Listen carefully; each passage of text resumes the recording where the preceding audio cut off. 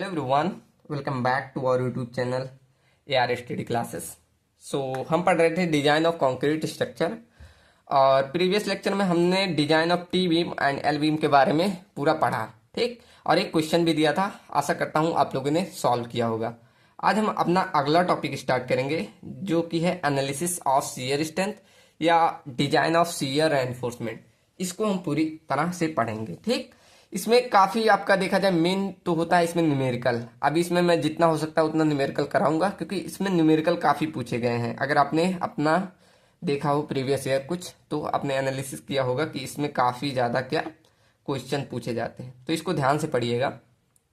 और आपका पहला काम है, अभी आप जाके क्या कीजिएगा, एक कोड आपको मैं दिखा दूं, आपका ये आरसीसी का कोड, इसको जाकर तुरंत डाउनलोड कर लीजिए। क्यों? इस आपको ये चैप्टर जो हम पढ़ेंगे इसमें बहुत ये यूज होने वाला है, क्योंकि अभी इसमें जो जो मतलब टेबल्स आएंगे इसमें इसी चार्ट की हेल्प से आपको ये जो है ना इसको आप फोटो कॉपी करा के आपको एग्जाम में अलाउ रहेगा ले जाने के लिए। अगर वैल्यू नहीं दी जाती तो अगर आपका अलाउ करते हैं, आपका वहाँ स्कूल या कॉलेज जैसा है आपको वहाँ पे डिपेंड करता है। ठीक, तो आप जाकर पहले इसको डाउनलोड कर लीजिए क्योंकि इस चैप्टर में हम इसका काफ़ी यूज करने वाले हैं। तो ये कोड आपके पास बगल में होना चाहिए क्योंकि अभी मैं यूज करूँगा। ठीक, चलो तो बढ़ते हैं शियर डिजाइनिंग। तो पहला आपका एक सवाल आता होगा कि हम शियर डिजाइनिंग क्यों पढ़ें, मतलब रीजन आपको चैप्टर पढ़ने से पहले मालूम होना चाहिए ना कि शियर डिजाइनिंग हम पढ़ते ही क्यों है। ठीक, तो बात करें, अगर हमने अभी तक जितने चैप्टर पढ़े उसमें हमने किसके लिए डिजाइन किया था, ये आपको जो लॉन्गिट्यूडनल रेनफोर्समेंट दिख रहे होंगे ऐसे बड़े से लंबे से, इसको लॉन्गिट्यूडनल रेनफोर्समेंट इसकी हमने डिजाइनिंग करते हुए आया। कुछ ऐसे हमने क्रॉस सेक्शन जब देख रहे थे कुछ ऐसे इनकी डिजाइनिंग करते थे, ऐसे ये दिख रहा हो ना, ऐसे हमने इसको लॉन्गिट्यूडनल रेनफोर्समेंट बोलते हैं, तो इनका डिजाइनिंग करते थे। अब क्या करना है आपको, ये जो आपको दिख रहा होगा ऐसे बार्स, इनको बोलते हैं स्टीरअप्स। क्या बोलते हैं? स्टीरअप्स। तो इनके लिए हम डिजाइनिंग करेंगे। इन स्टीरअप्स के लिए नहीं, ये तो आपको स्टैंडर्ड मिल जाएंगे मार्केट में, ये आपको वो जो डाया है और सब चीजें ये तो मिल जाएंगे, लेकिन इसमें जो डिजाइनिंग की जाती है इनके बीच की स्पेसिंग कितनी रखनी है, मतलब इनके बीच स्पेस कितना रखना है, इसकी डिजाइनिंग हम पढ़ते हैं इस शियर डिजाइनिंग चैप्टर में। अब आपको समझ में नहीं आ रहा होगा कि ये शियर डिजाइनिंग क्यों करते हैं। जैसे कि अब मैं देखो पीछे थोड़ा सा जाऊं, अभी तक हम डिजाइनिंग कर रहे थे इस लॉन्गिट्यूडनल रेनफोर्समेंट के लिए। तो क्यों कर रहे थे, जैसे हम कोई बीम ले रहे थे, ये मान लो कोई आपका क्या है, एक सिंपली सपोर्टेड बीम है, इस पे आपका क्या लग रहा था, यूडीएल ऐसे लोड लग रहा था ना, तो उस पे हम देखते थे कि ऐसे बेंडिंग मोमेंट आ रहा था कुछ, तो इसके लिए हम क्या करते थे, लॉन्गिट्यूडनल ये वाली रेनफोर्समेंट का डिजाइन करते थे। ऐसे सिंपल जब इस पे जो भी आप अगर SFD BMD पढ़े होंगे तो इस पे जो आपका शियर फोर्स आता है कुछ इस तरह आता है, शियर फोर्स की डायग्राम कुछ ऐसे बनता है, पढ़ा है ना, सूम अगर पढ़े होंगे तो मालूम होगा, कुछ ऐसे आपका शियर फोर्स बनता है। तो इसी के आधार पर, इस SFD डायग्राम के आधार पर इसमें क्या करते हैं, हम डिजाइनिंग करते हैं। अभी तक सूम में आपने इसका सिर्फ ग्राफ पढ़ा, अब इसकी हम डिजाइनिंग इसमें करेंगे। ठीक, चलो तो चैप्टर को स्टार्ट करते हैं। अब हम आशा करता हूं अब आपको मालूम चल गया होगा कि हम इस चैप्टर को क्यों पढ़ रहे होंगे। ठीक, चलो बढ़िया, चलिए इसे साइड करते हैं, स्टार्ट करते हैं अपना चैप्टर।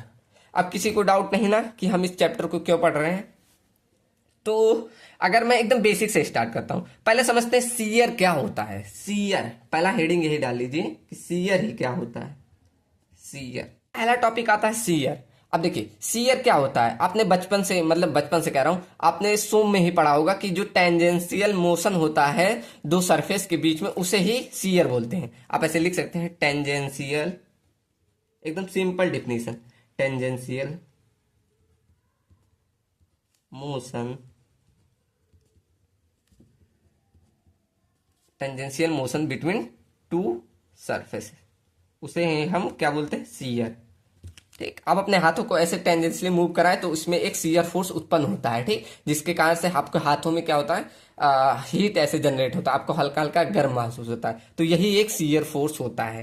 ठीक, चलो बढ़िया। अगर मैं बोलूं शियर फोर्स का, शियर स्ट्रेस क्या है, शियर स्ट्रेस ये सब लोगों ने पढ़ा होगा, बस आप रिवीजन के लिए बता दें क्योंकि अभी यूज होता है। तो शियर स्ट्रेस जिसे हम डिनोट करते हैं टा, अब शियर स्ट्रेस इक्वल टू क्या होता है, शियर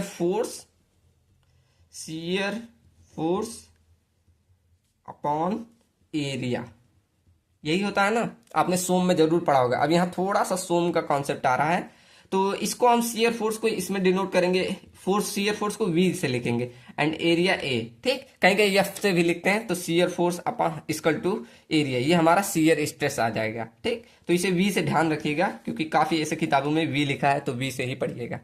तो हमारा हो गया शियर स्ट्रेस इक्वल टू क्या, शियर फोर्स अपॉन एरिया। आपने एक फॉर्मूला और पढ़ा होगा, shear distribution, shear stress distribution, shear stress distribution. अब इसका फॉर्मूला बहुत लोगों ने पढ़ा होगा, F A Y bar upon I B, पढ़ा है नहीं? ऐसे tau equal to F A Y bar upon I B, कितने लोगों ने पढ़ा है जरूर बताइएगा। अब यहाँ हम एफ को शियर फोर्स को वी से लिख रहे हैं, तो यहाँ ऐसे लिख सकते हैं, और V A Y bar upon I B. ठीक, अब यहाँ सब चीजें क्या है आपको ये जाननी चाहिए। जैसे ये बी हमारा होता है इफेक्टिव, पूरा इसे ब्रीथ होता है। आई क्या होता है, पूरा एक एक चीज मैं लिख दे रहा हूं। जैसे यहाँ वी इक्वल टू हमारा है शियर फोर्स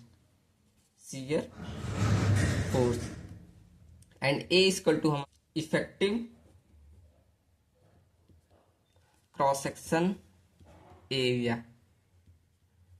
ऐसे वाई बार क्या होता है, अब आपने अगर इसका डेरिवेशन पढ़ा होगा तो उसमें क्या होता है, ऐसे एक फिगर बनता है, फिर यहां हम स्ट्रिप लेते हैं, और उसके बाद यहां से एक सेंटर टू सेंटर, इसके सीजी से लेकर यहां न्यूट्रल एक्सिस की डेप्थ तक, इसको हम वाई बार बोलते हैं। सोम में आपने पढ़ा होगा, तो इसे वाई बार को लिख सकते हैं distance between neutral axis and CG और सेक्शन।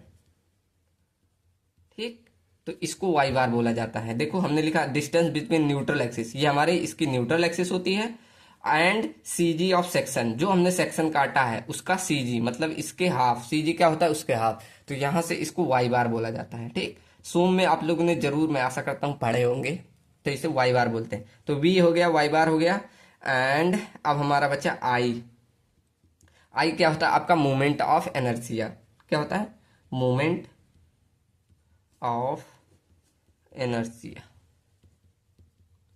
एंड बी आपका होता है आपका विड्थ ऑफ सेक्शन। ठीक, दिख रहा है? अब क्या होता है, विड्थ ऑफ सेक्शन। ठीक, ये हम सबकी नेमिंग कर दी है। ये एक हो गया बेसिक आपका शियर के बारे में, शियर स्ट्रेस क्या होता है, शियर क्या होता है, शियर डिस्ट्रीब्यूशन क्या होता है। ठीक, चलो अब हम एक फिगर बनाते हैं। चलिए मैं पहले बना दूं। अब देखो, मैंने एक सिंपली सपोर्टेड बीम लिया, और मानो इसके बीम की जो लेंथ थी वो एल थी। अब इस बीम पे आपका एक यूडीएल लोड लगा है, मान लो डब्ल्यू किलो न्यूटन पर मीटर के लिए आपका लगा हुआ है। तो आपने अगर पढ़ा हो एसएफडी बीएमडी, तो आप जब उसकी शियर फोर्स डायग्राम बनाते हैं तो ये कुछ ऐसे बनता है, जिसमें आपकी शियर फोर्स की वैल्यू ये पॉजिटिव ये निगेटिव, और यहाँ पर बनता है WL/2, और यहाँ पर WL/2, और यहाँ शियर फोर्स की वैल्यू सेंटर पे 0 होती है। अगर आपने पढ़ा होगा अच्छे से तो याद होगा आपको, कुछ ये शियर फोर्स डायग्राम ऐसे बनता है। अब इसी शियर फोर्स डायग्राम के लिए हम क्या करते हैं, एक बीम बनाते हैं। जैसे मैं बीम का एक क्रॉस सेक्शन बना रहा हूं, देखो ये आपका एक बीम का क्रॉस सेक्शन हो गया।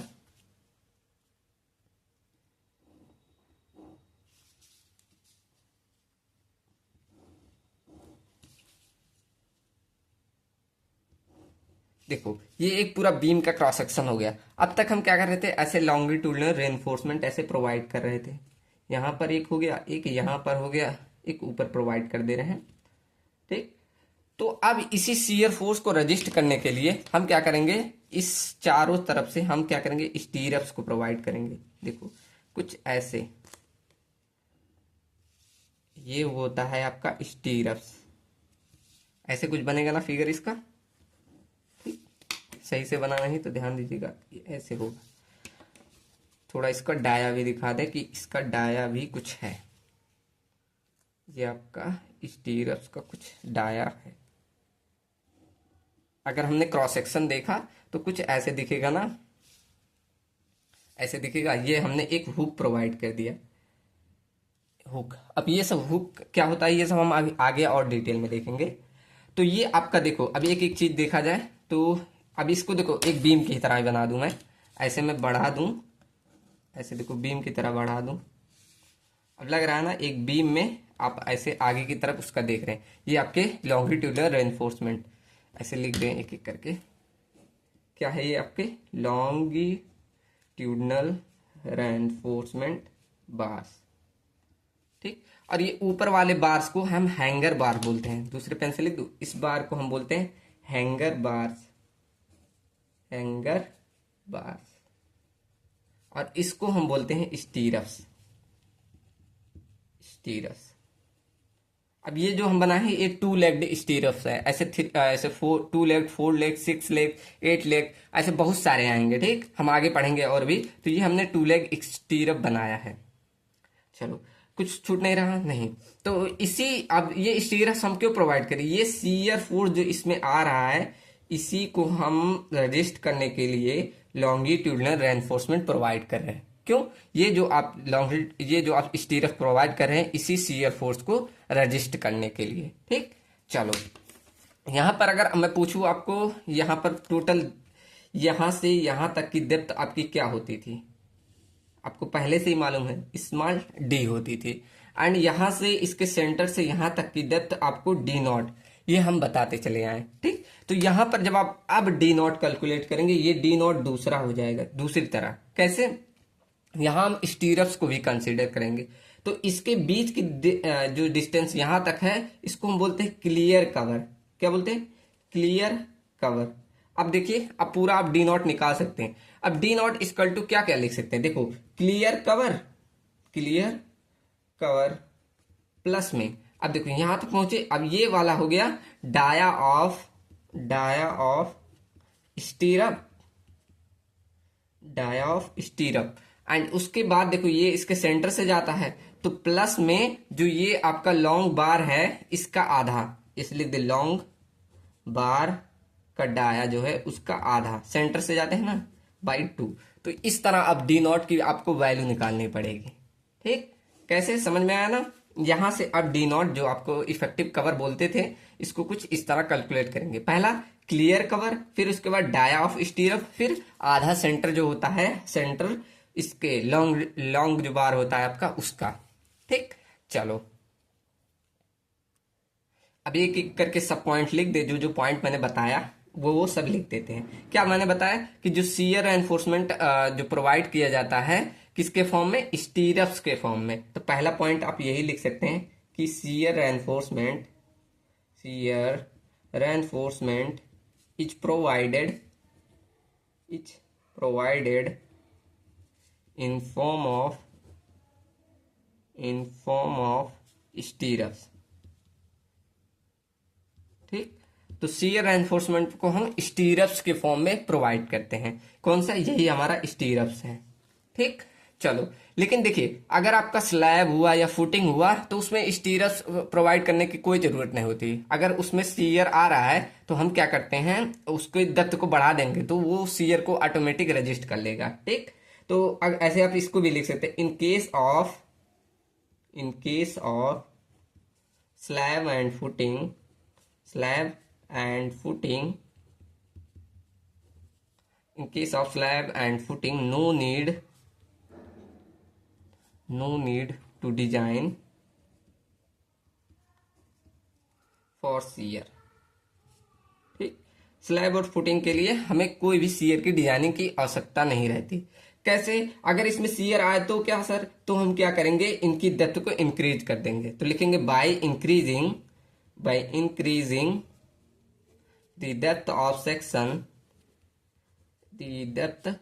of section we can shape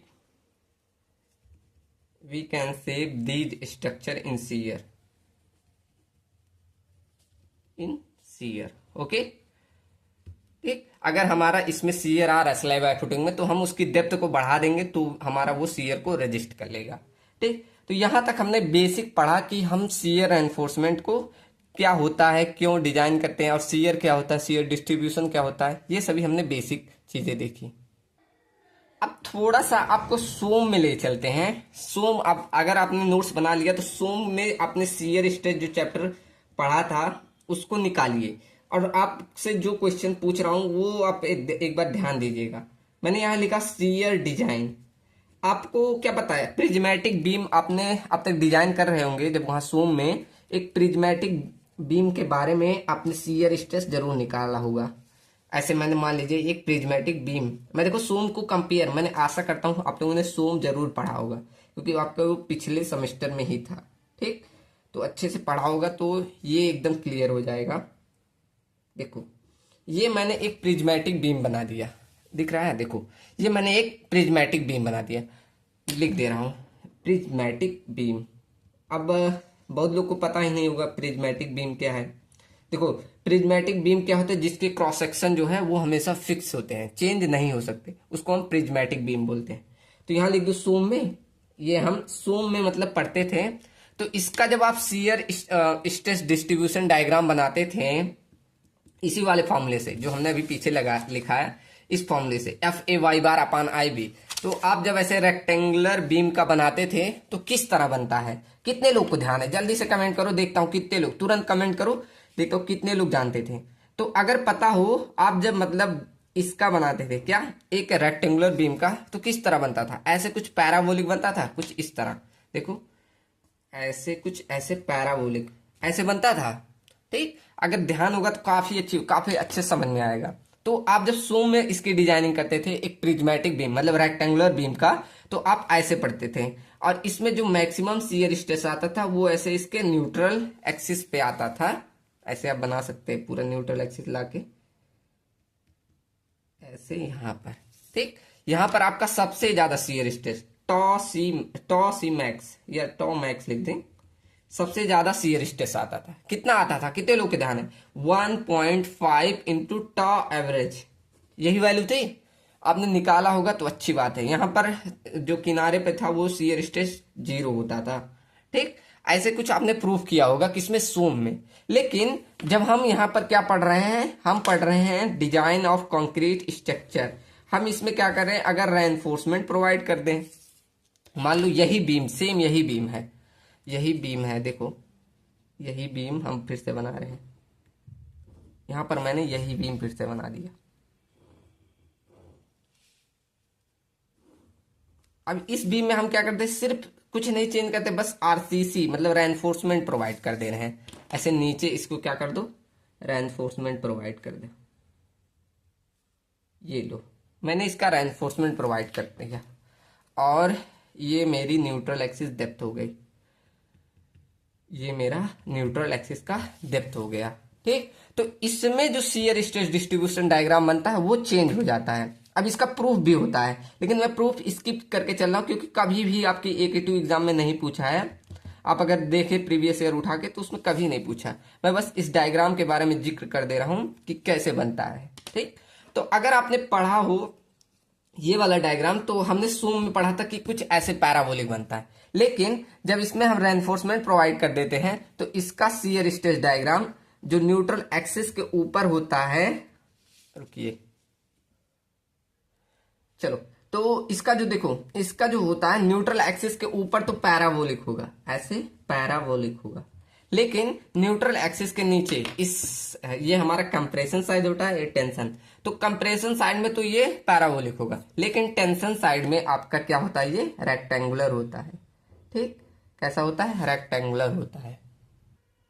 चलो, तो ऐसे कुछ ये रेक्टेंगुलर नीचे होता है। अब रीजन क्या होता है, इसका भी प्रूफ होता है, लेकिन मैं प्रूफ स्किप करके चल रहा हूं। अभी हाँ बता दूंगा, जो इक्वेशन आती है उसका रीजन बता देता हूं। ठीक, तो हमारा जो आरसीसी बीम होता है वो कुछ ऐसे बनता है, यहां लिख सकते हैं ऐसे, ये हमारा आरसीसी बीम है, आरसीसी का बीम है, और ये उसका क्या है, शियर स्ट्रेस का डिस्ट्रीब्यूशन है, ये हमारा शियर स्ट्रेस डिस्ट्रीब्यूशन है, शियर स्ट्रेस डिस्ट्रीब्यूशन।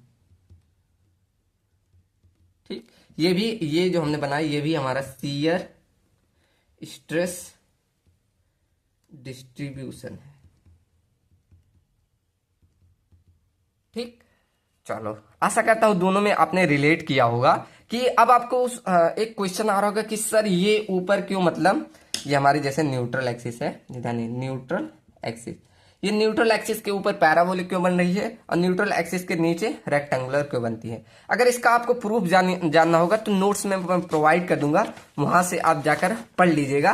मैं बस इक्वेशन लिख दूंगा कि यही इक्वेशन लास्ट में निकल के आती है, उसके कारण बनता है। ठीक, इसका प्रूफ आपके एग्जाम में देखो, मैं दिखा दूं गोल्ड, देखो मैंने खोल के रखा है यहाँ पर, देखो बस जो पूछा है behaviour of RCC beam in shear, तो सीयर में कैसा होता है, देखो यहाँ उसने डायग्राम बना कर दे दिया और लिख दिया पूरा वही क्यों होता है। आईएस कोड अभी मैं ये सब लिख के बता रहा हूँ, बस वही लिखा है। बाकी आपको डिजाइनिंग से पूछा है तो हम डिजाइनिंग पढ़ेंगे, तो ये आपका मतलब उतना जरूरी नहीं है कि क्यों होता है, इसका मतलब प्रूफ आपका कोई एग्जाम में जरूरी नहीं है, तो मैं ये छोड़ के चल रहा हूँ। ठीक, बस मैं इक्वेशन लिखा दे रहा हूँ कि क्यों होता है, मैं रीजन बताऊंगा। ठीक, चलो एक बार मैं फिगर फिर से वो बनाऊं, अभी मुझे और समझाना है उसमें, तो एक बार मैं बना दूं फिर से।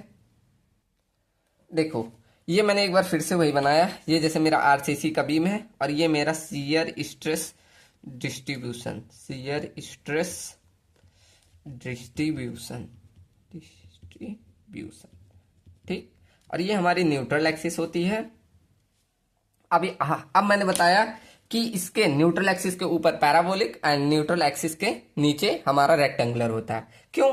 क्योंकि जब हम प्रूफ करते हैं तो यहां लिख सकते हैं the value of shear stress distribution, shear stress distribution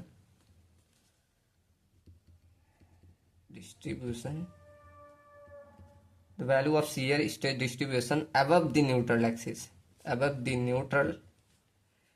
neutral axis etch क्या है ये आप लिख लीजिए। देखो ये इक्वेशन निकल के आता है प्रूफ से, लेकिन मैं यहां डायरेक्ट ऐसे लिखवा रहा हूं। क्या होता है, v upon 2IE/Q, I Q क्या होता है, इक्विवेलेंट मोमेंट ऑफ इनर्सी, अभी मैं बाद में और लिख दूंगा अच्छे से। तो v अपॉन 2IE/Q ब्रैकेट में एक्स ए का square minus Y square equal to, ये हमारा आता है टा की वैल्यू, मतलब शियर स्ट्रेस की value.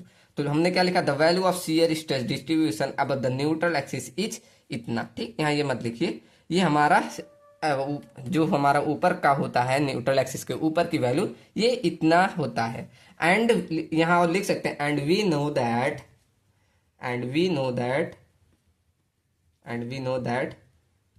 this is an equation of parabola। तो ये हमारी जो आपको इक्वेशन मिलके आती है ये हमारा पैराबोलिक का इक्वेशन होता है, इसलिए हमारा जो होता है ऊपर की वैल्यू हमारी पैराबोलिक बनती है। ठीक, ऊपर का आपको जो डायग्राम दिख रहा है वो पैराबोलिक दिख रहा है। ठीक, ऐसे हम नीचे का देखेंगे, जब ऐसे देखें कि the value of shear stress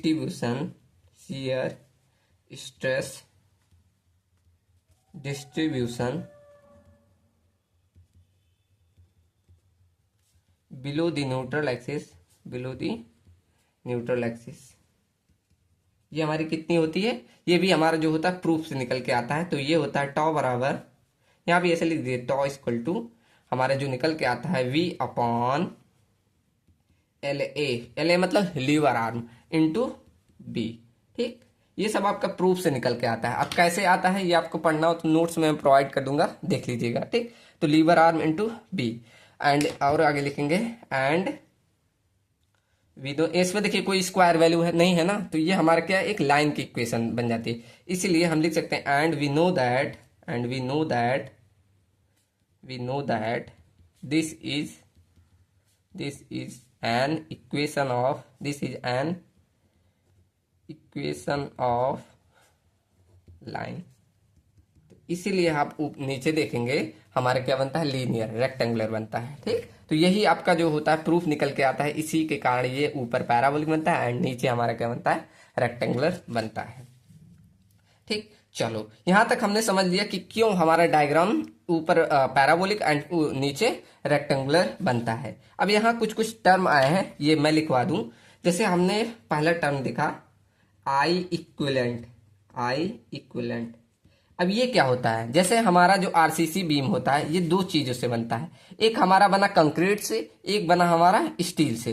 तो यहां पर हम देखते हैं moment of inertia concrete plus moment of inertia steel का, इन दोनों को जोड़ के इक्विवेलेंट हमारा मोमेंट ऑफ इनर्शिया बनता है, उसे ही हम आई इक्विवेलेंट बोलते हैं। इन दोनों को जोड़ के जो वैल्यू आती है। ठीक, चलो अब यहां पर आपको दिख रहा होता है एक्स ए। अब जो ये आप न्यूट्रल एक्सिस की डेप्थ दिखाते हैं ना, यहाँ एक्स यू से नहीं, यहाँ एक्स ए से डिनोट करते हैं। ठीक, क्या एक्स ए, इसे बोलते हैं एक्स ए। ठीक, चलो बढ़िया। Lever arm breadth. अगला ये तो वी तो आप जानते हैं, वी इक्वल टू हम क्या बोलते हैं, शियर फोर्स। यहाँ तो वी तो हमने पहले भी लिख दिया था, क्या वी हमारा शियर फोर्स होता है। ठीक, चलो तो यहाँ से हमने बेसिक जितना था वो हमने कवर कर लिया। अब हम अगला अपना मोस्ट इंपॉर्टेंट पढ़ते हैं डिजाइनिंग पे। अब यहां से ध्यान दीजिएगा, अब हम स्टार्ट करने वाले हैं डिजाइनिंग। ठीक, चलो तो हेडिंग डालिए shear designing for RCC beam. अब कितने लोग को समझ में आया कि हम शियर डिजाइनिंग क्यों करते हैं। ठीक, तो हम पढ़ते हैं shear designing for RCC beam. तो मैं एक बार और वो फिगर दिखाना चाहूंगा। देखो ये हमारा है फिगर। अब एक बार मैं फिर से बताना चाहूंगा, हम शियर डिजाइनिंग में जो डिजाइनिंग करते हैं वो इनके बीच की जो स्पेस है, आपको दिख रहा होगा इनके बीच में ऐसे स्पेस प्रोवाइड की गई है, इसके लिए डिजाइनिंग करते हैं। ठीक, ना कि ये समझिए कि इनका एरिया है कितना है, ये सब हमें स्टैंडर्ड मिल जाते हैं, हमें मार्केट में अवेलेबल रहते हैं। अगर आपने कभी भी अपने घर बनवाए होंगे या खरीदने गए होंगे तो आपने देखा होगा ये सब ऑलरेडी बने बनाए मिलते हैं। ठीक, तो इसके लिए हम नहीं डिजाइन करते, इनके बीच में कितनी स्पेसिंग रखनी है वो उसके लिए हम डिजाइनिंग करते हैं। ठीक, चलो तो चलिए स्टार्ट करते हैं अपनी डिजाइनिंग। तो देखिए पहला तो आपका होना चाहिए कि हमारा क्या गिवन डाटा होता है और क्या एम होता है। तो पहला हम यही लिखते हैं कि हमारा क्या गिवन होगा और क्या हमारा इसमें एम होगा। ठीक, तो इसमें सभी चीज, जैसे सभी चीज नहीं, आपकी जो क्रॉस सेक्शन डायमेंशन रहेगी वो आपको दिया रहेगा, क्रॉस सेक्शन डायमेंशन ये दिया रहेगा। आपका ग्रेड कौन सा है, कंक्रीट का, स्टील का, ये सब दिया रहेगा। आपको एरिया ऑफ जो स्टीरअप जितना स्टील का जो भी है वो सब आपको प्रोवाइड किया रहेगा। ठीक, इसमें मेन आपका होता है शियर रेनफोर्समेंट करने का, जिसे हम स्पेसिंग बोलेंगे, शियर रेनफोर्समेंट ये हम निकालने का हमारा मेन होता है, जिसे हम स्पेसिंग बोलते हैं, स्पेसिंग। ठीक, इसके लिए हम डिजाइनिंग करते हैं। तो चलिए अपना स्टेप नंबर फर्स्ट डालते हैं। Step number first. अब स्टेप फर्स्ट क्या होता है, आपका पहला स्टेप होता है आपको कैलकुलेट करना नॉमिनल शियर स्ट्रेस। अब ये क्या होता है, नॉमिनल शियर स्ट्रेस, जिसे हम टॉवी या इसे कहीं कहीं टॉविक कहीं कहीं टॉ वी यू लिखते हैं। तो इसे दो नामों से जानते हैं, या तो टॉवी लिख दीजिए या टॉ वी यू, दोनों नामों से जानते हैं। अब इसका फॉर्मूला आपको जो कोड है आईएस कोड उसमें ऑलरेडी मिल जाएगा। आप जाकर कोड खोलेंगे उसमें शियर स्ट्रेस, तो उसमें लिख सकते हैं ऐसे अकॉर्डिंग टू आईएस 456 2000, इसी के अकॉर्डिंग आपको फॉर्मूला मिल जाएगा। कौन सा, आपको ऐसे दिखेगा tau v equal to we you upon B d. ठीक, ये आपको आईएस कोड में ऑलरेडी लिखा हुआ मिलेगा। अब इसमें एक एक टर्म क्या होते हैं ये लिख दीजिए, जैसे वेयर वी यू हमारा होता है फैक्टर्ड शियर फोर्स। अभी हमने पढ़ा वी, तो हमने वी पढ़ा था शियर फोर्स, वैसे वी यू हमारा होता है फैक्टर्ड शियर फोर्स। फैक्टर्ड हमने पीछे भी निकाला था जब हम पढ़ रहे थे उसमें, तो फैक्टर्ड लोड निकालते थे बेंडिंग मोमेंट के लिए, ऐसे हम इसमें निकालते हैं। तो देखो ऐसे जैसे शियर फोर्स की वैल्यू क्या होती है, ऐसे कुछ होती है यहाँ WL/2, ऐसे उसमें जब बेंडिंग मोमेंट WL²/, तो यहाँ अगर आप लिखना चाहें सिंपली सपोर्टेड बीम के लिए फैक्टर लोड की वैल्यू क्या हो जाएगी, WL/2। ठीक, अभी हम आगे इसे यूज करेंगे। तो ये हमारा फैक्टर लोड होता है, इसके लिए ऐसे जो इसकी मैक्सिमम मिनिमम जो रहती है वैल्यू वही हमारी फैक्टर लोड कहलाती है। तो वही हमारा फैक्टर्ड शियर फोर्स। तो वी यू हमारा क्या हो गया, फैक्टर्ड शियर फोर्स। एंड इसे हम बी लिख सकते हैं, क्या होती है, विड्थ ऑफ बीम। बी हमारा होता है विड्थ ऑफ बीम। ऐसे हमारा डी क्या होता है, effective depth, effective depth of beam. ठीक, अब देखो ये हमारा, यहां से आप नॉमिनल शियर स्ट्रेस निकाल सकते हैं। अब ये नॉमिनल शियर स्ट्रेस होता क्या है ये भी तो आपको जानना चाहिए। तो देखो नॉमिनल शियर स्ट्रेस ऐसी शियर स्ट्रेस होती है ना जिसपे आपका बीम जो होता है वो टूट, मतलब ये जो आप इतना ध्यान रखें, तोड़ने वाली जो शियर स्ट्रेस होती है उसे हम नॉमिनल शियर स्ट्रेस कहते हैं। ठीक, ये जान लीजिए अगर ये वाली वैल्यू ज्यादा हो गई तो आपकी जो शियर मतलब बीम होती है वो टूट जाएगी, मतलब बेकार हुए। ठीक, तो अभी हम आगे जब बढ़ते जाएंगे तो और क्लियर होते जाएगा। तो यहां से हमारा स्टेप नंबर फर्स्ट खत्म होता है। बस आपको स्टेप नंबर फर्स्ट में क्या निकालना है, नॉमिनल शियर स्ट्रेस। चलिए तो अगला स्टेप लिखते हैं, step number second. Step number second, step number second में आपको निकालना है मैक्सिमम शियर स्ट्रेस, मतलब उसमें मैक्सिमम से मैक्सिमम कितना शियर स्ट्रेस आ जाता है। तो अगला हमारा है maximum shear stress, maximum shear stress ये हम निकालते हैं। इसको हम डिनोट करते हैं टॉ सी मैक्स से। ठीक, इसको देखो आप आईएस कोड में मैं दिखा दूं आपको। देखो ये मेरा आईएस कोड है, देखो maximum shear stress, maximum shear stress जिसे टॉ सी मैक्स से लिखते हैं। ठीक, तो इसका भी फॉर्मूला होता है, आपको देखो सब आईएस कोड में मिलेगा। अभी आप ये खोल के बैठिए, आपको सब चीजें दिखेंगी। चलो मैं आपको दिखा रहा हूं मैक्सिमम शियर स्ट्रेस टॉ सी मैक्स। आप देखो इसका ये हमारा जो है एक फॉर्मूला दिया, हमारे आईएस कोड ने एक फॉर्मूला दिया। आप ऐसे लिख सकते हैं अकॉर्डिंग टू आईएस 456 2000, इसके अकॉर्डिंग हमने एक फॉर्मूला मतलब मिला, ये हमें आईएस कोड ने दिया। क्या, टॉसी मैक्स अगर आपको कैलकुलेट करना है तो ये हमारा निकल जाएगा 0.63 अंडरवुड एफ सी के। एफ सी के क्या होता है, हम ग्रेड ऑफ कंक्रीट। तो यहां से हम कह सकते हैं कि अगर हम ये फॉर्मूला देखें तो आप ब्रैकेट में कर लें, अगर ये आपको फॉर्मूला देखें तो यहां से हम कह सकते हैं कि टॉसी मैक्स की वैल्यू किस पे डिपेंड करे, ग्रेड ऑफ कंक्रीट के। तो यहां ऐसे लिख सकते हैं, कंक्लूजन दे सकते हैं, कंक्लूजन कि द वैल्यू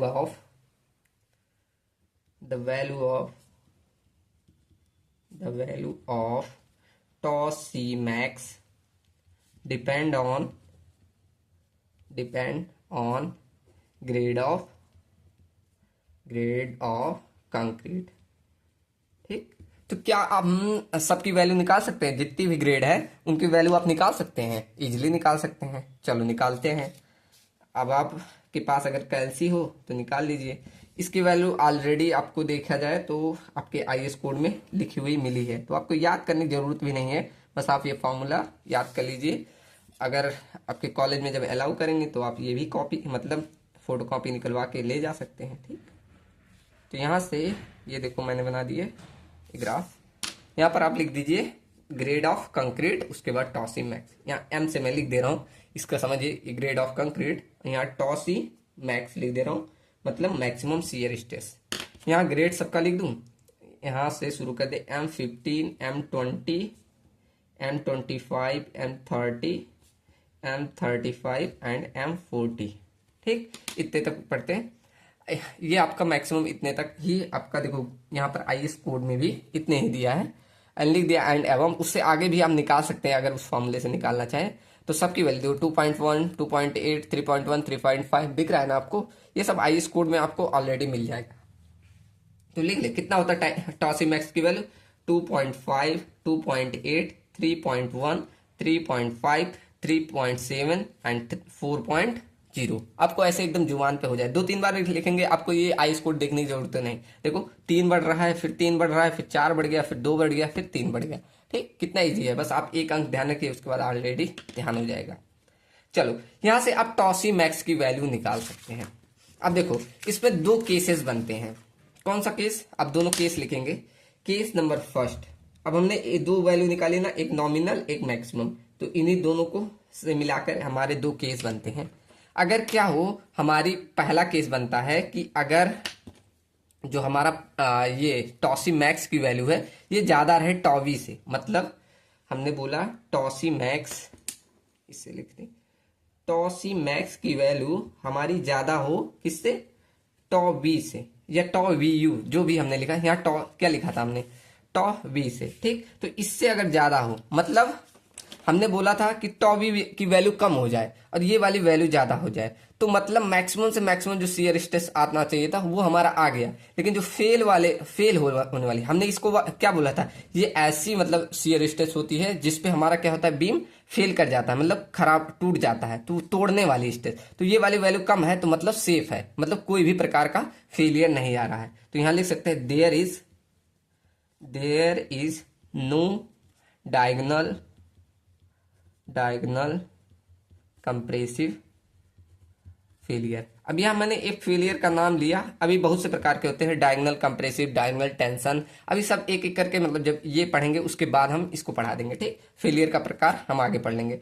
तो यहाँ पर अगर हमारा जो फेल होने वाला है वैल्यू है, जो हमने बोला था तोड़ने वाली वैल्यू, इसे हमने तोड़ने वाला बोला था ना, नॉमिनल वाली, तो इस ये वाली वैल्यू जब कम है तो मतलब किसी भी प्रकार का फेलियर नहीं आने वाला। लेकिन अगर ये वाली वैल्यू ज्यादा आ जाए, तो अगर केस नंबर सेकेंड देखा जाए कि अगर हम बोल दे कि यही वैल्यू ज्यादा आ जाए, टॉसी मैक्स की जो वैल्यू है ये कम हो जाए और टॉवी की वैल्यू ज्यादा आ जाए, तो क्या होगा। तो एकदम है, मतलब आपको भी क्लियर हो रहा होगा कि जब ये तोड़ने वाली वैल्यू जो हमारी होती है ये ज्यादा हो जाए, तो हम एकदम निश्चित कह सकते हैं कि उसमें फेलियर आने वाला है, ठीक। तो यहाँ लिख सकते हैं कि कौन सा फेलियर आएगा, हमने यहाँ कंप्रेसिव नाम लिया था ना, तो यही लिखेंगे कि डायगोनल कंप्रेसिव फेलियर विल अकर, ठीक, विल अकर। यहां तो वो आपका क्या आ गया, डायगोनल कंप्रेसिव फेलियर आ गया। अब आपका शुरुआत में ही डिजाइन कर रहे हैं, आपका कंप्रेसिव फेलियर आ गया, तो क्या आप आगे बढ़ जाएंगे कि इसको सुधार करेंगे। तो अगर आपने यहां नोटिस कर लिया, आपने सेकंड पॉइंट आपने डिजाइन किया और आपने नोटिस कर लिया कि यहां पर हमारा डायगोनल कंप्रेसिव फेलियर आ रहा है, तो इस केस में अगर आपने आइडेंटिफाई कर लिया तो हम क्या करेंगे, इसको प्रिवेंट कर लेंगे पहले ही। कैसे कर लेंगे, हम डेप्थ को बढ़ा देंगे, उससे हमारा बीम प्रिवेंट हो जाएगा, ठीक। तो यहाँ अगले पॉइंट पे लिख सकते हैं, इसको हम बहुत पहले ही आइडेंटिफाई कर सकते हैं, तो यही लिखेंगे पूरा पॉइंट कि दिस कैन बी, दिख रहा है एक सेकेंड, चलो, तो दिस कैन बी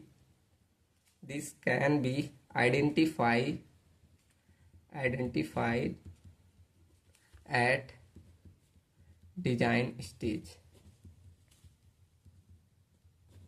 ठीक। तो इसको हम डिजाइन स्टेज पे ही आइडेंटिफाई कर सकते हैं, और इसको एंड कैन बी प्रिवेंटेड, कैसे प्रिवेंट कर सकते हैं, अभी हमने बताया कि कैसे, डेप्थ ऑफ बीम को बढ़ाकर, and can be prevented by redesigning.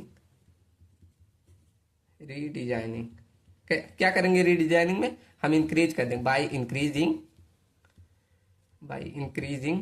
Depth of beam, ठीक। यहां मतलब लिख देंगे by redesigning the beam, last में लिखेंगे द बीम, ये तो हमने ब्रैकेट में लिखा कि क्या करेंगे बाय इंक्रीजिंग डेप्थ ऑफ। अब देखो कैसे होगा, अगर आप फॉर्मूले को ध्यान से देखें, मैं यहाँ समझाना चाहूंगा कैसे हो रहा है। देखो अगर हम यहाँ पर डेप्थ बढ़ा दें, इसकी वैल्यू बढ़ा दें, यहाँ पर इस फॉर्मूले को ध्यान दीजिए, इसकी वैल्यू बढ़ा दें डेप्थ को, तो ये वाली वैल्यू बढ़ेगी, तो ये वाली वैल्यू कम हो जाएगी, कम होगी ना। तो यहाँ पर ये वाली वैल्यू जब यहाँ से कम कर देंगे तो यहाँ से टॉसी मैक्स से कम हो जाएगी, तो ऑटोमेटिक सेव हो जाएगी। तो इस तरह कुछ हम सेव करते हैं, ठीक। समझ में आया ना, कुछ फॉर्मूले से रिलेट कर अगर कर रहे होंगे तो और अच्छे समझ में आया होगा। तो इस तरह हम कुछ सेव करते हैं। चलो अब अगला स्टेप होता है step number third. Step number third, अब हम निकालते हैं डिजाइन शियर स्ट्रेंथ। क्या निकालते हैं, डिजाइन शियर स्ट्रेंथ,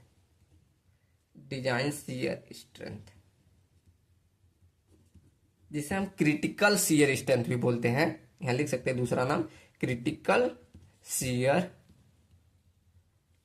स्ट्रेस या स्ट्रेंथ दोनों लिख सकते हैं, शियर स्ट्रेंथ, ठीक। इसको डिनोट करते हैं टॉसी से, ठीक।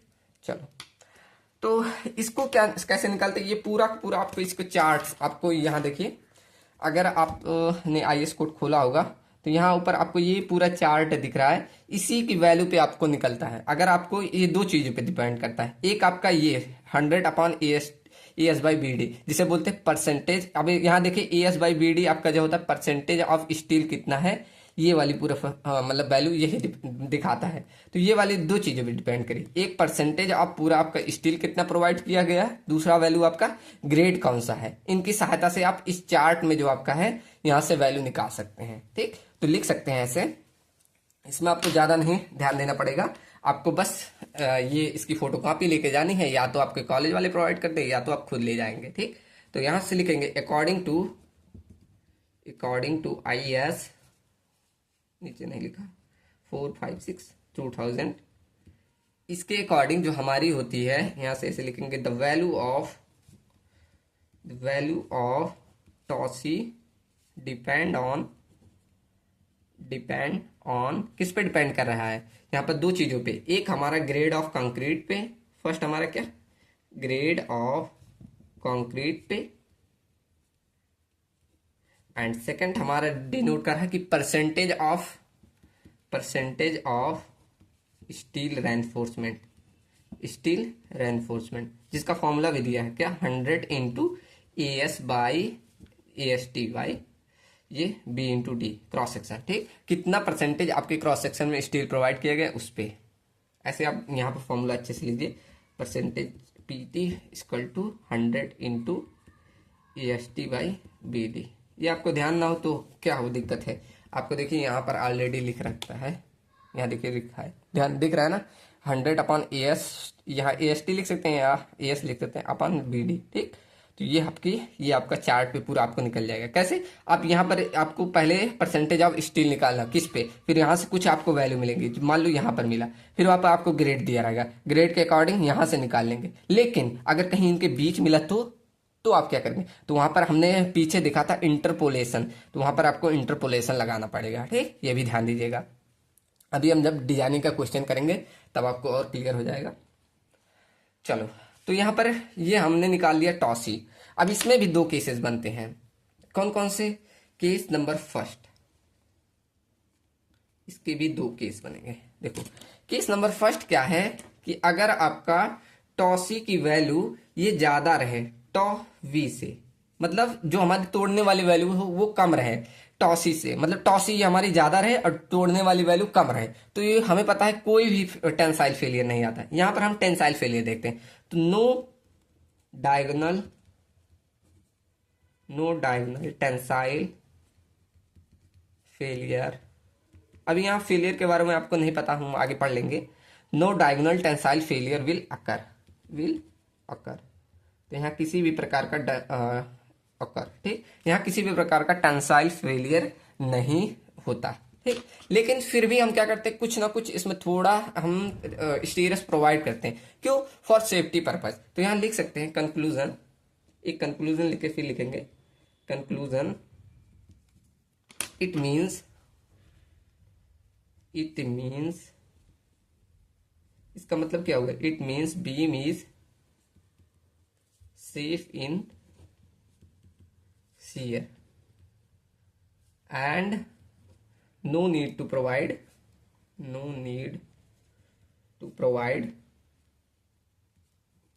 shear reinforcement, उसमें किसी भी प्रकार की shear reinforcement प्रोवाइड करने की कोई जरूरत नहीं है। लेकिन हम क्या करते हैं, बट सेफ्टी पर्पज के लिए, but minimum shear reinforcement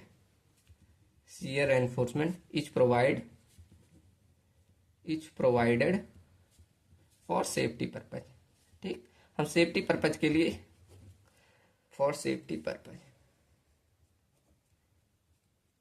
purpose के लिए कुछ ना कुछ उसमें स्टीरस प्रोवाइड करते हैं। अब इसके लिए हम क्या करते हैं, IS कोड ने एक फॉर्मूला दे दिया, अकॉर्डिंग टू IS 456, ठीक, एक फॉर्मूला दे दिया क्या, कि ASV/B/SB greater than equal to 0.4/0.87 FY। ठीक, ये फॉर्मूला आपको IS कोड में ऑलरेडी मिल जाएगा, अगर आप देख रहे होंगे IS कोड अगर आपने खोला होगा इसमें एक एक टर्म आया है, ये चलो अब बी आपको मालूम है, एफ वाई आपको मालूम है। अब ए एस वी क्या है? ए एस वी ये आपका होता है एरिया ऑफ स्टीरस, सीयर स्टीरस। तो यहां लिख सकते हैं एरिया ऑफ सीयर स्टीरस। और एस बी क्या है? आपका सेंटर, जो अपने स्पेसिंग हमने बोला था ना ऐसे स्पेसिंग प्रोवाइड करना, उसको एस वी से बोलेंगे spacing.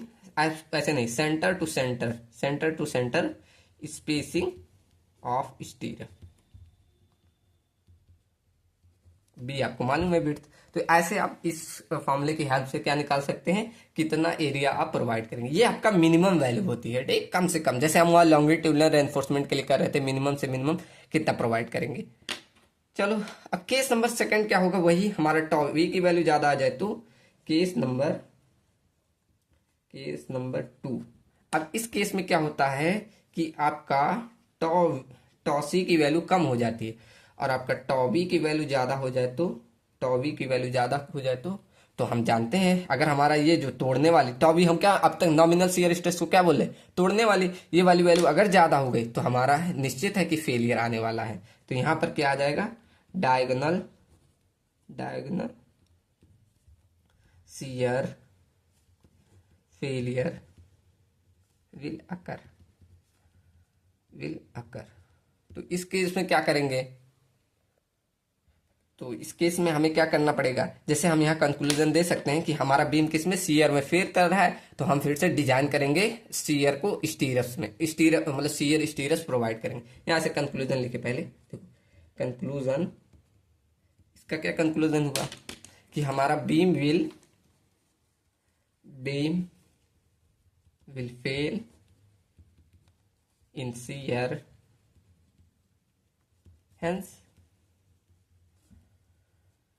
hence we have to design the beam for shear। ठीक, तो इस केस में हमारा जब सीयर क्या कर रहा है, डायगोनल, यहां देखिए गलत दिखा है कि डायगोनल टेंसाइल है, डायगोनल टेंसाइल सीयर फेलियर आता है। तो यहां देखिए beam will fail in shear, hence we have to design the beam for, किसके लिए, सीयर के लिए, for shear in the form of स्टीरफ।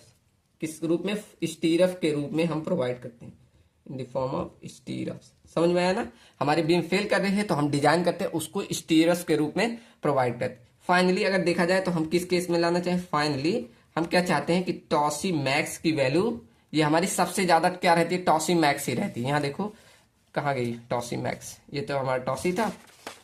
यहाँ देखो, तो अगर आप सबको रिलेट करेंगे ना, तो सबसे ज्यादा जो वैल्यू आती है वो टॉसी मैक्स की आती है, सबकी वैल्यू। तो सबसे ज्यादा वैल्यू आपकी क्या आनी चाहिए, टॉसी मैक्स, फिर उसके बाद आनी चाहिए आपकी टॉवी की वैल्यू, तब आपका टॉसी की वैल्यू। ठीक, तो यहां से we have to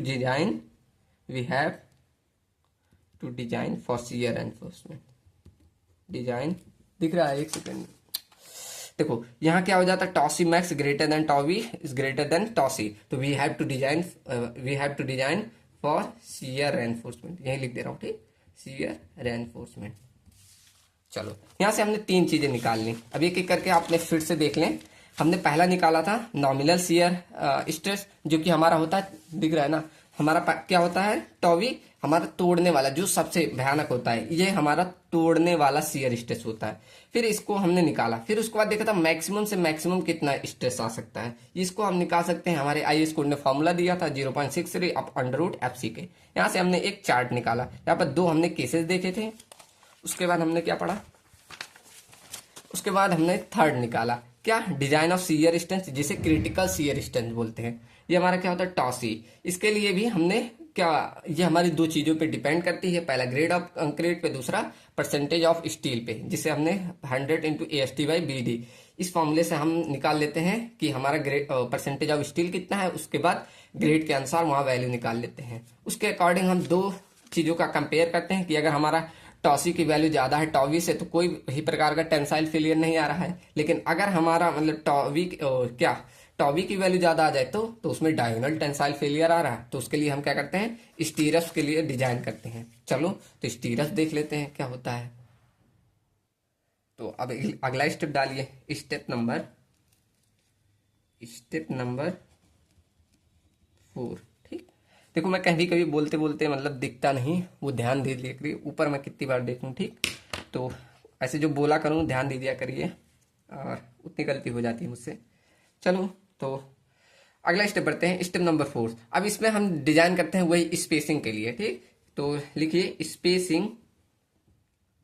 spacing due to shear. ठीक, तो शियर के कारण हम कितनी कितनी स्पेसिंग देंगे, तो ये देखो 2-3 प्रकार के होंगे। पहला हमारा वर्टिकल स्टीरअप कितना देंगे, इंक्लाइंड स्टीरअप होता है। ठीक, और एक हम बेंट अप बार भी प्रोवाइड करते हैं। तीनों देखते हैं। तो फर्स्ट आप दिखाते हैं vertical स्टीरअप।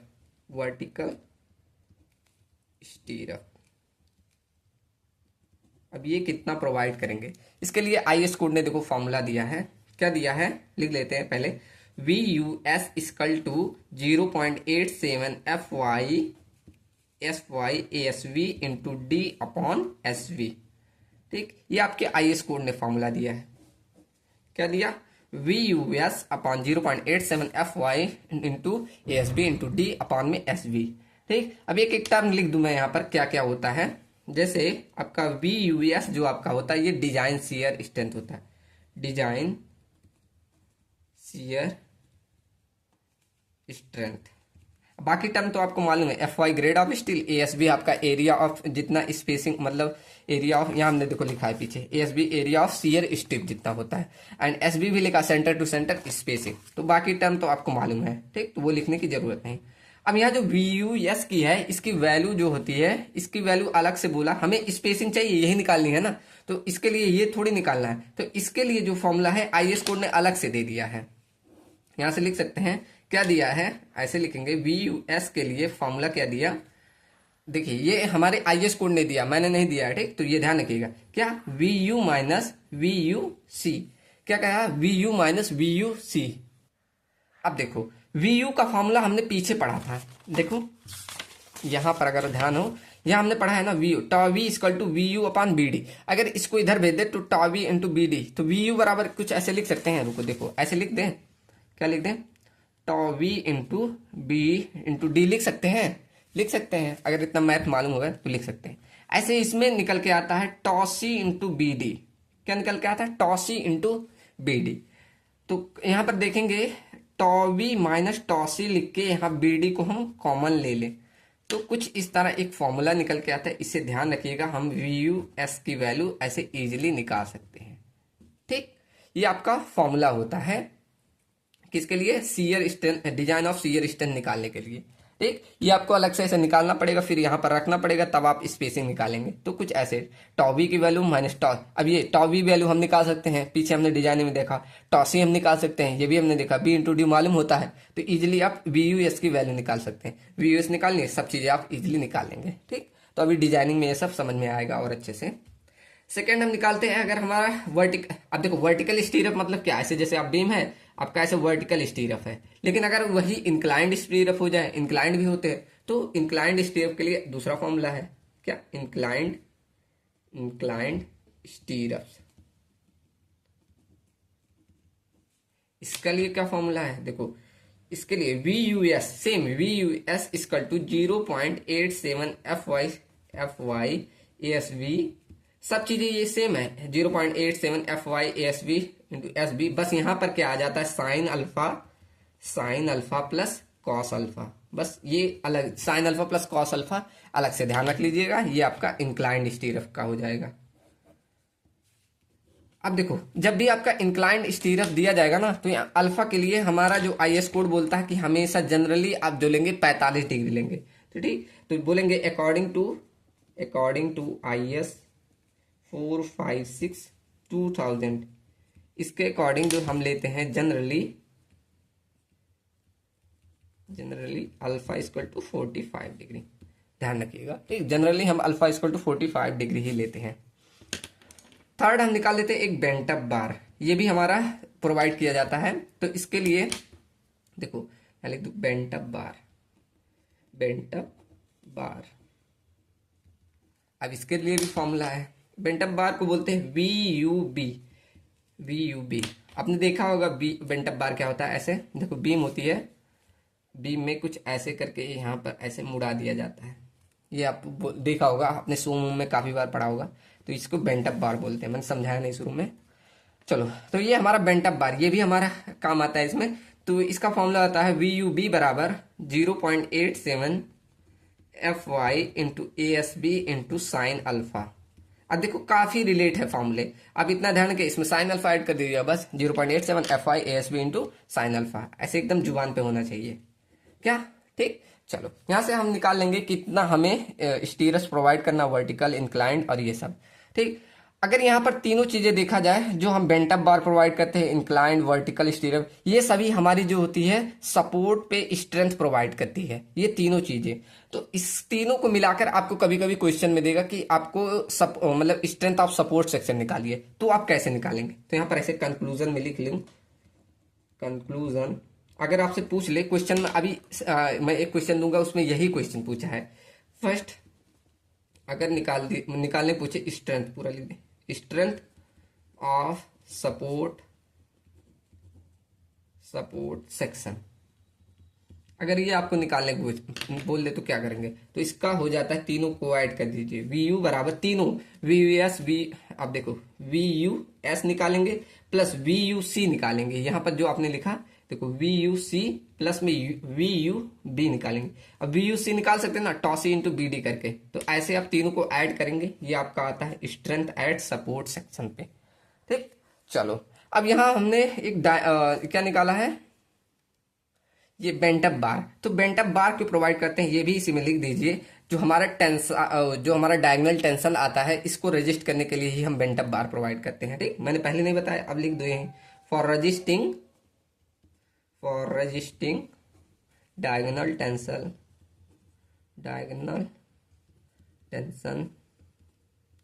Bent up bars are used. ठीक, तो हम क्या डायगोनल टेंसल को रजिस्ट करने के लिए ही हम बेंट अप बार को प्रोवाइड करते हैं। चलो, अच्छा हमने तो स्टीरस निकाल लिया कि वर्टिकल स्टीरस कितने रहेंगे, इंक्लाइंड कितने रहेंगे। मेन हमारा होता है कि मैक्सिमम हमें स्पेसिंग कितनी देनी है। तो अगला स्टेप हमारा यही होता है, अब डालेंगे स्टेप नंबर 5 है ना। तो हम अगला स्टेप यही रहेगा कि मैक्सिमम से मैक्सिमम स्पेसिंग कितना देंगे। ये हमारे IS कोड के अकॉर्डिंग है, maximum spacing of shear reinforcement, कितना आप मैक्सिमम से मैक्सिमम शियर स्टीरस देंगे। तो दो हैं, एक वर्टिकल एक इंक्लाइंड, इनके लिए देखना होता है वर्टिकल स्टीरअप एंड सेकंड हमारा है इंक्लाइंड।